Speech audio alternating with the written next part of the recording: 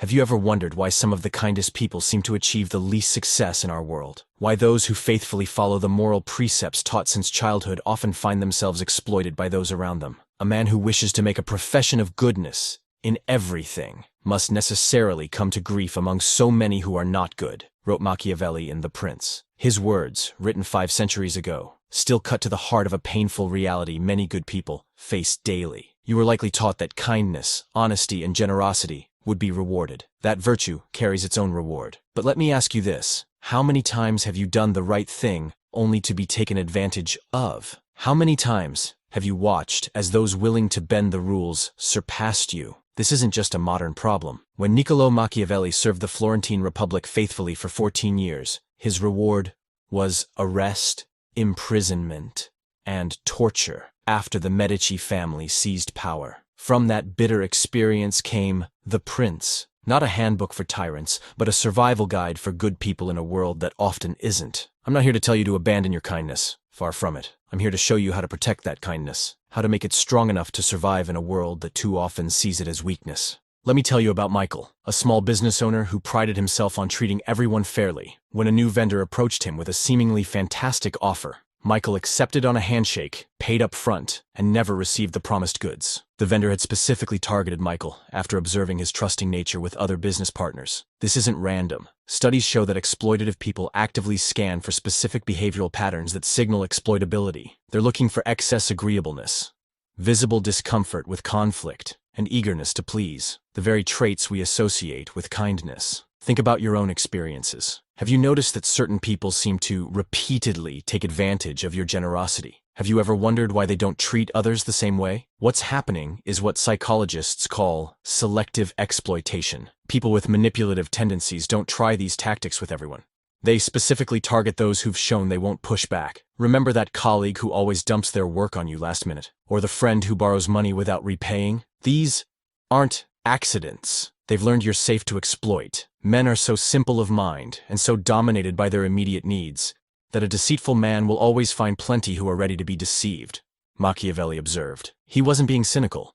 He was describing a pattern he'd witnessed repeatedly in Renaissance politics that continues in offices, friendships, and relationships today. The research confirms this dark pattern. A 2018 study found that individuals scoring high on measures of kindness and cooperation were significantly more likely to be victims of exploitation. Why? Because they made themselves easy targets by 1. Assuming others shared their ethical standards, 2. Avoiding conflict even when boundaries were crossed, 3. Continuing to give after receiving nothing in return, 4. Showing visible discomfort with assertiveness. Here's the crucial insight. When Machiavelli wrote that it is much safer to be feared than loved, he wasn't advocating cruelty. He was observing that people are less likely to take advantage of those they believe might impose consequences. Think about it this way. Do manipulative colleagues dump last-minute work on the boss? Do friends who never repay loans try borrowing from people who firmly called them out before? Of course not. They selectively target those who've shown endless accommodation. The first step in protecting your kindness is recognizing this pattern. You've been targeted precisely because of your virtue, not despite it. For Maria, the awakening came during her 10th year of teaching. She'd always been the teacher who stayed latest, covered for colleagues, and took on the most challenging students. Yet when budget cuts came, she was among the first let go, while teachers who had strategically cultivated relationships with administrators kept their positions. I didn't understand, Maria told. I thought my work would speak for itself. This is the recognition moment, when we suddenly see the world through Machiavelli's eyes, and understand that performance and virtue alone aren't enough. This moment feels like waking from a dream, or perhaps entering a nightmare. Have you experienced this moment yet? That painful realization that the rules you've been playing by aren't the rules everyone else is using? Machiavelli experienced his recognition moment in a prison cell, tortured for his loyal service to a republic that no longer existed. From that darkest moment came his most profound insight. Virtue must be protected by strategy, or it will be crushed by those without such constraints. The Renaissance world Machiavelli inhabited wasn't so different from ours. The corporate boardroom has replaced the royal court. Social media has replaced town squares, and office politics has replaced actual politics. But the human dynamics remain strikingly similar. When Machiavelli wrote that everyone sees what you appear to be, few experience what you really are, he identified a truth that has only become more relevant in our age of carefully constructed personal brands and curated social media personas. Think of how we navigate modern life. We build reputations online and offline. We form strategic partnerships in careers and relationships. We still must distinguish genuine opportunities from exploitative ones. We still must protect our interests while trying to do good. The recognition moment is painful, but necessary. It's the moment when we stop being naive and start being strategic. Not to abandon our kindness, but to preserve it in a world that would otherwise exploit it to depletion. James was the most knowledgeable engineer in his company, the one everyone came to with difficult problems. Yet in meetings, he spoke softly, prefaced his ideas with, "I might be wrong, but," and never interrupted others. Meanwhile, his colleague David presented James's solutions confidently, as if they were his own, making direct eye contact with executives and taking credit for the insights. Guess who got promoted?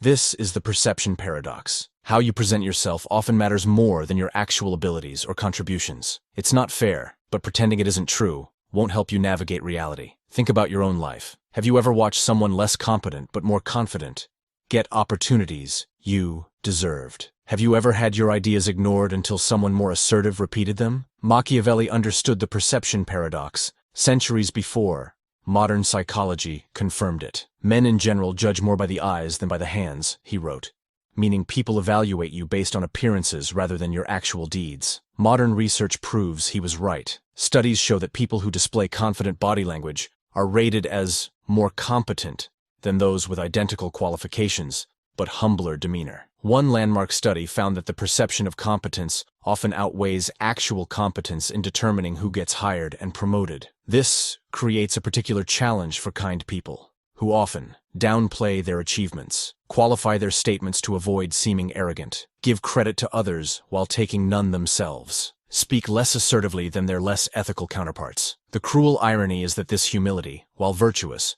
often prevents kind people from gaining the influence needed to actually do good in the world. What use is your compassion if you're never in a position to apply it meaningfully? Consider Eleanor Roosevelt's transformation. Initially a shy, insecure political wife, she consciously developed what her biographer called her public voice, a more authoritative presentation style that ultimately helped her become one of history's most influential humanitarian figures. Did this strategic self-presentation make her less authentic? No, it made her kindness more effective. The vital lesson here isn't to become an empty self-promoter, but to recognize that perception management isn't inherently manipulative. It's a necessary skill for ensuring your virtues actually have impact. To protect your kindness, you must learn to present it effectively. Speak with confidence when offering help. Take appropriate credit for your contributions.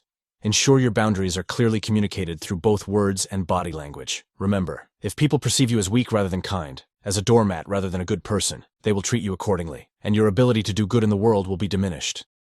When Alex's business partner betrayed him, taking their biggest client and half their staff, Alex's immediate reaction was rage. But instead of lashing out, he took 3 days before responding. When he finally called a meeting with remaining staff, he was calm, focused, and strategic. "I was screaming inside," he later confided, "but I knew showing that would only make things worse." Within a year, Alex had rebuilt his company stronger than before. Meanwhile, his former partner's hastily assembled operation collapsed amid conflict and poor planning. When they ran into each other years later, Alex's former partner said something revealing. "I never thought you'd recover. You were always too nice." What his partner had mistaken for weakness was actually tremendous strength. The emotional self-mastery to feel deeply while choosing how and when to express those feelings. Think about your own emotional responses. When someone takes advantage of your kindness, do you immediately show hurt or anger? Do you find yourself reacting emotionally in ways that ultimately reduce your effectiveness? Machiavelli understood that emotional self-regulation is essential for anyone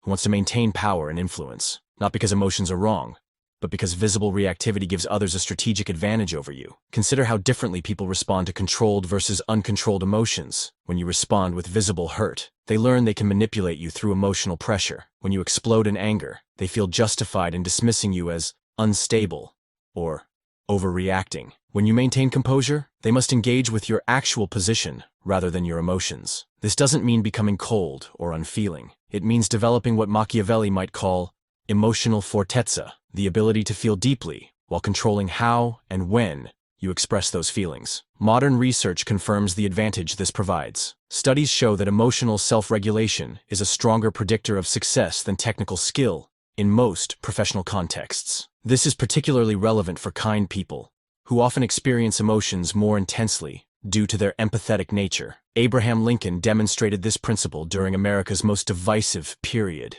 known for writing what he called hot letters, expressing his anger in messages he never sent. Lincoln processed emotions without letting them dictate his actions. His secretary described finding letters so scorching that the very paper seemed to burn, yet marked, "Never sent, too strong." Did this emotional discipline make Lincoln less authentic? No. It made him more effective at preserving the Union, while eventually ending slavery. His kindness and compassion, protected by strategic emotional management, changed history. The path to intelligent kindness requires developing this same capacity, feeling fully while expressing strategically. This isn't emotional suppression but strategic emotional expression, crucial for maintaining both kindness and effectiveness in a complex world.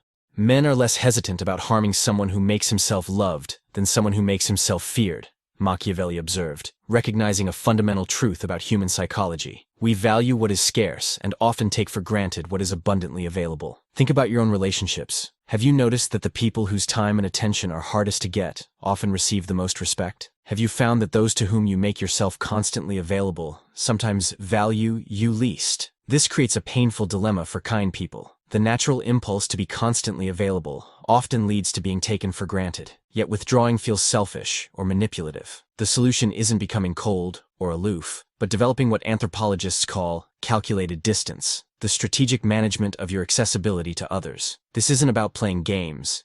It's about valuing yourself enough to create sustainable boundaries. Research confirms this counterintuitive principle. Studies show that people who maintain certain boundaries in relationships are actually perceived as having higher status and receive more respect than those who are indiscriminately available. This applies in friendships, romantic relationships, and professional contexts. Franklin D. Roosevelt, known for his warm public persona, carefully managed access to himself. His biographer describes how he compartmentalized relationships and information, never making himself too available to any one person or group. This strategic distance didn't diminish people's affection for him. It enhanced their respect. For genuinely kind individuals, strategic distance isn't about manipulation, but sustainability. Research from Stanford's Center for Compassion shows that maintaining boundaries is essential for preventing compassion fatigue, the exhaustion that comes from giving without limits. Consider these practical applications. Don't answer every message immediately, unless truly urgent. Schedule specific times for helping others rather than dropping everything. Be fully present when you do give your time, but limit its quantity. Allow others to miss you occasionally. Don't volunteer for every need that arises. The challenge is cultivating what we might call